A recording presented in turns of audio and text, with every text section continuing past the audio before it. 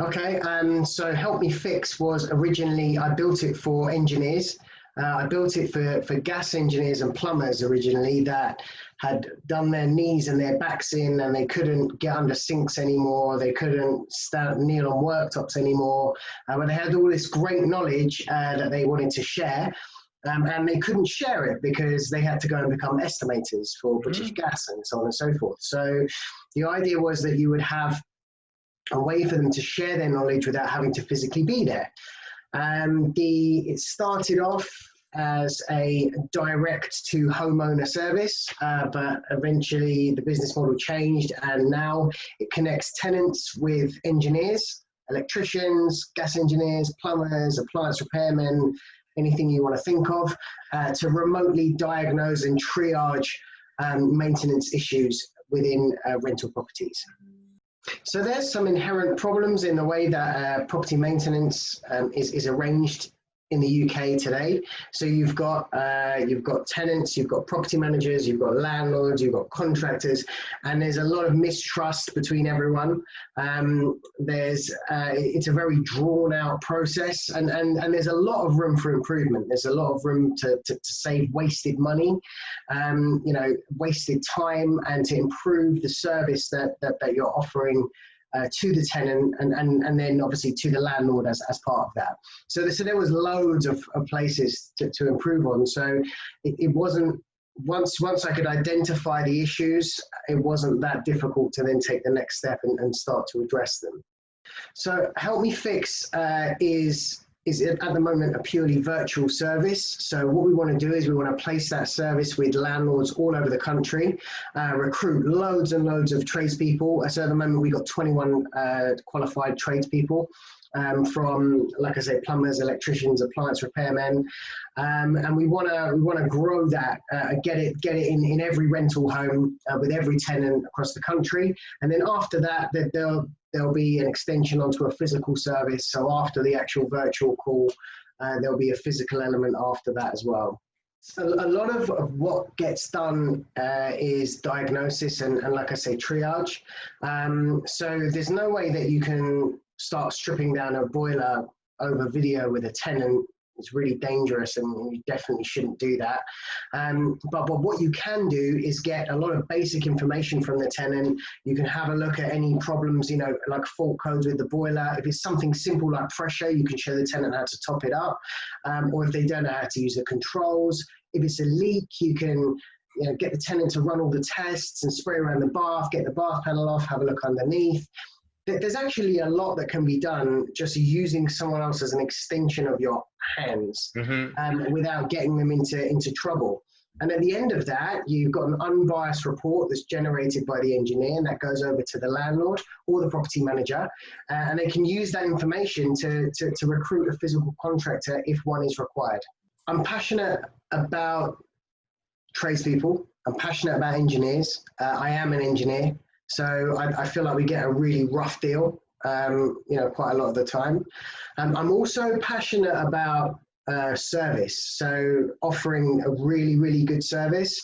And I feel like by the time we get to a tenant, they're already really angry. The landlord's always angry. Everyone's angry. So we don't get there quick enough to be able to make a difference. And this will help with that.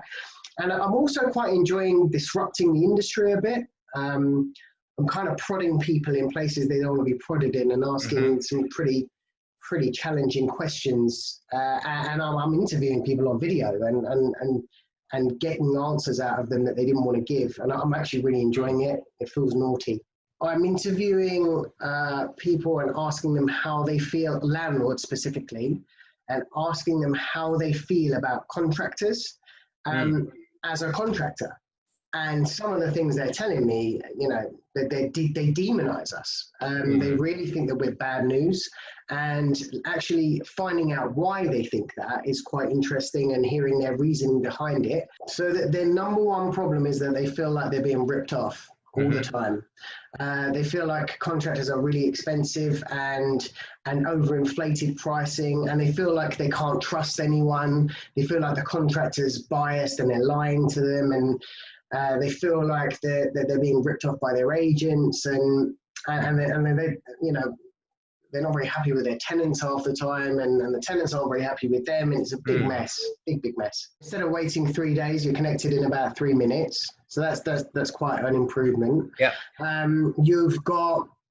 You're essentially reporting to the person that's managing the property, rather than them having to deal with a lot of the stress of the tenant and so on and so forth, because it's tenant centric. So the tenant has the app, the tenant chooses the trade and connects via video.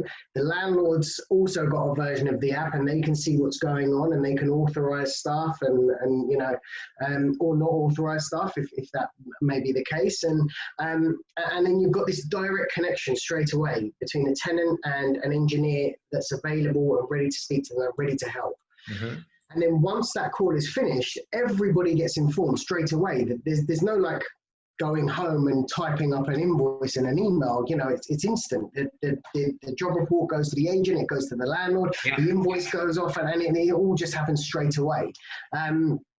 So yeah, you've got the same process, but very, very, very much improved, much cheaper, much quicker. The contractor doesn't lose any money, which is really important, and the landlord saves money because there's less messing around. So there's a couple of things. So the question I get asked most of all is, well, isn't this taking work away from plumbers, or isn't this taking work away from electricians? And I said, well, no, it's not. And the main thing is that the people you're speaking to are 9 times out of 10 nowhere near you geographically. So it's work that you never would have got in the first place. Yeah. Being paid per minute.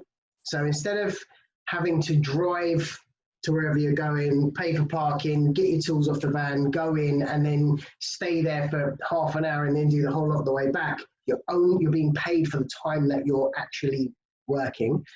You're being paid well. It works out to £60 an hour just in normal working hours. And also, you're not putting yourself at risk at the moment. We're now in this new world where just going to work is a high risk activity for contractors and for tenants and homeowners. And this obviously removes that physical side unless it's really needed. Mm-hmm. So yeah, the way I feel about it, and you can do it, you can be 80. Or you might have had an accident and you can't physically work anymore, but you can still do this. You can still share your knowledge.